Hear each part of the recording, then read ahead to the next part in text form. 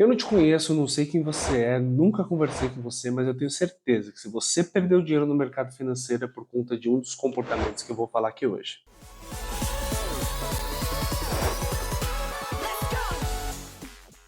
Olá pessoal, sejam bem-vindos, tudo bem? A mais um vídeo aqui na Moneyhood. Hoje eu vou falar com você que já perdeu dinheiro. Você já perdeu dinheiro no mercado?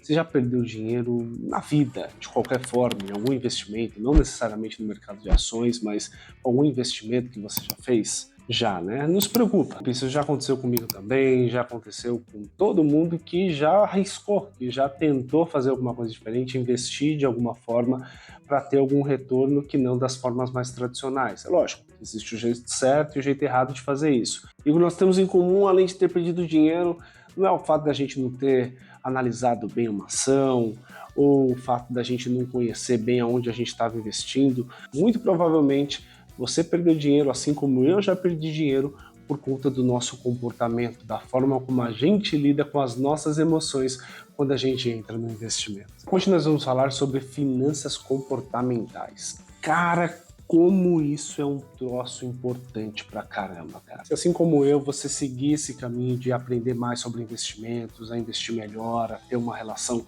bacana com o seu dinheiro, você vai se deparar com inúmeras situações onde você vai entender que não é bem a falta de conhecimento técnico que te prejudicou, e sim a forma como você se comportou frente a algumas situações. Isso é o que explica as finanças comportamentais. Eles tentam buscar formas de entender o porquê as pessoas agem de forma racional, mesmo tendo informação mastigada ali na frente dela. Quando a gente olha para o mercado financeiro como um todo e entende que boa parte das pessoas, né, cerca de 90% das pessoas, não conseguem ganhar efetivamente dinheiro, ou seja, não conseguem investir bem, tirar retorno do mercado financeiro, a primeira coisa que vem na cabeça é uma espécie de bloqueio de pensar, poxa, isso deve ser algo extremamente difícil. Mas o que a minha experiência diz é que o difícil mesmo é a gente lidar com as nossas emoções e com a forma com que a gente se comporta uma vez que a gente começa a investir. E é isso que eu quero discutir com vocês aqui hoje.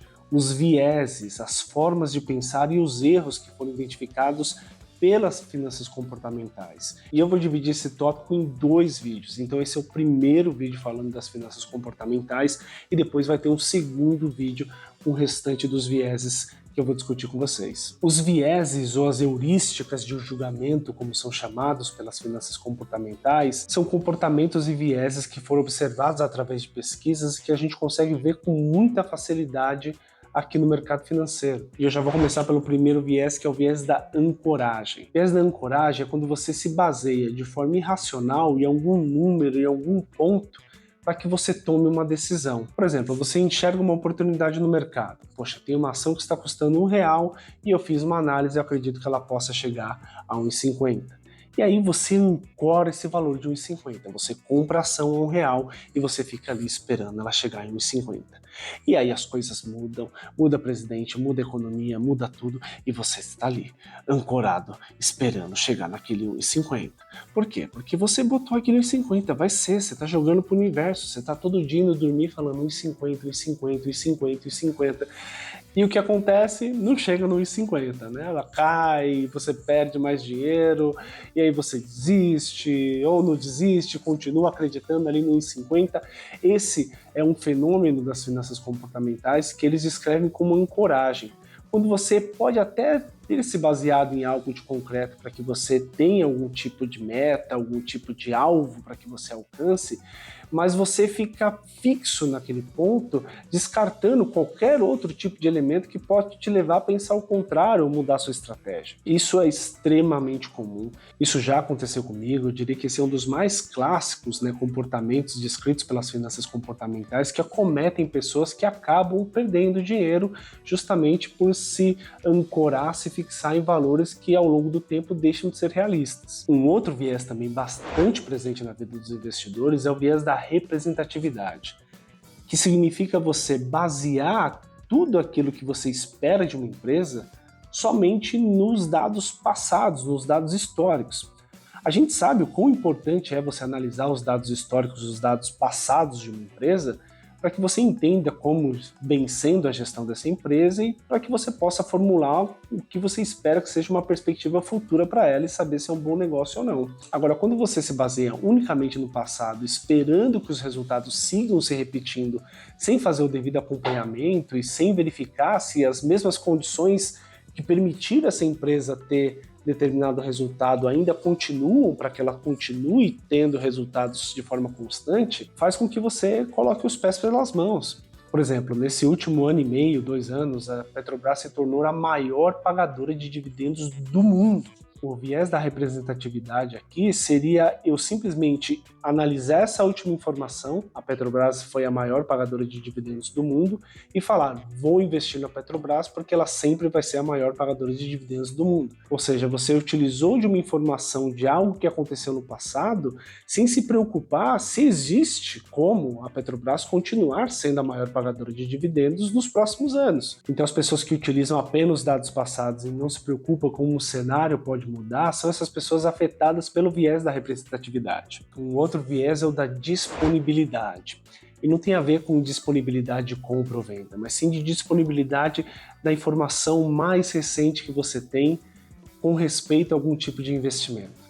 Por exemplo, se você ganha dinheiro com uma ação, você vai ficar mais propenso no futuro a investir novamente nessa ação e tentar buscar novos ganhos. Agora, se você perdeu dinheiro recentemente com alguma ação, com algum investimento, você provavelmente vai criar algum tipo de aversão e vai buscar evitar novos aportes ou novos investimentos nesse mesmo negócio. E isso não tem muita racionalidade, porque cada momento é diferente do outro. Você pode ter feito um excelente investimento numa empresa e essa empresa já não é tão boa, ou já não vai mais gerar tantos lucros, já não vai ter tanto crescimento, já não vai mais distribuir tanto dividendos, mas por você ter aquela memória disponível, aquela memória positiva disponível, você acaba ficando propenso a arriscar e investir quando de repente essa empresa já não é um bom negócio. E o contrário, quando você perdeu dinheiro e você fica com aversão a certos investimentos, pode ser que seja um bom momento de você entrar, mas por você ter aquela memória recente disponível de que você perdeu dinheiro, de que não foi bacana e você não quer mais ver aquela empresa ou aquele negócio, você pode perder uma baita oportunidade de investimento. Um outro viés conhecido como framing, que aqui no caso dos investimentos seria a depender de como você recebe uma informação, você pode decidir por investir ou definitivamente não investir, mesmo se tratando da mesma informação. Eu costumo dizer que esse é o viés do me engana que eu gosto. Em 1979 fizeram um estudo onde disseram a um grupo de pessoas: imagine uma cidade onde existam 600 habitantes e esses 600 habitantes são infectados por uma doença. E aí a gente vai te dar duas opções. Na opção número 1, 200 pessoas são salvas. A opção número 2 é que existe 1/3 de chance de que todos sobrevivam ou 2/3 de chance de que todos morram. Qual foi o resultado? As pessoas optaram pelo programa número 1, salvar as 200 pessoas.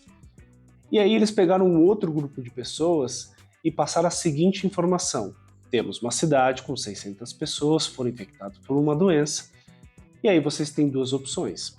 Na opção número 1, 400 pessoas vão morrer. E na opção número 2, existe 2/3 de chance de que todos morram e 1/3 de chance de que 200 pessoas sejam salvas. Adivinha quais eles escolheram? A opção número 2, mesmo se tratando exatamente do mesmo problema, apenas sendo colocado de forma diferente. Isso daí acontece muito quando as pessoas tentam utilizar de informações que muitas vezes são verdadeiras, mas elas formulam de um jeito para fazer com que você tome determinada ação. Ou seja, olha, teve prejuízo, mas não é tão ruim assim, porque olha esses números, olha isso, e você passa a acreditar de que aquela empresa é boa.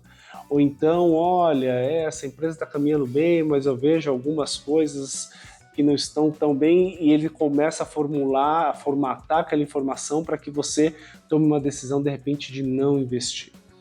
Seja para investir ou não investir, isso é algo que acontece bastante e faz com que a gente perca oportunidades e muitas vezes invista em algo onde a gente não enxerga o problema que está bem na nossa cara. E antes de falar de mais um viés, mais um comportamento aqui, lembrando que vai ter o vídeo 2, tá? Com mais 5 vieses aí, descrito pelas finanças comportamentais que afetam no nosso dia a dia, no nosso julgamento na hora de investir. Eu vou pedir para você deixar um like aqui, para você comentar no vídeo se tem ajudado vocês esses vídeos aqui que eu estou fazendo na Moneyhood, também se inscrever no canal e compartilhar com seus amigos, tudo bem? Então vamos lá para o último comportamento do vídeo hoje. E ele é aversão à perda. Aversão à perda. Se eu já não te tive. Muito. Aversão à perda basicamente é quando você investe algo, vê que ele não está dando certo e você simplesmente não consegue se desfazer dele, porque você carrega um sentimento muito ruim de realizar uma perda.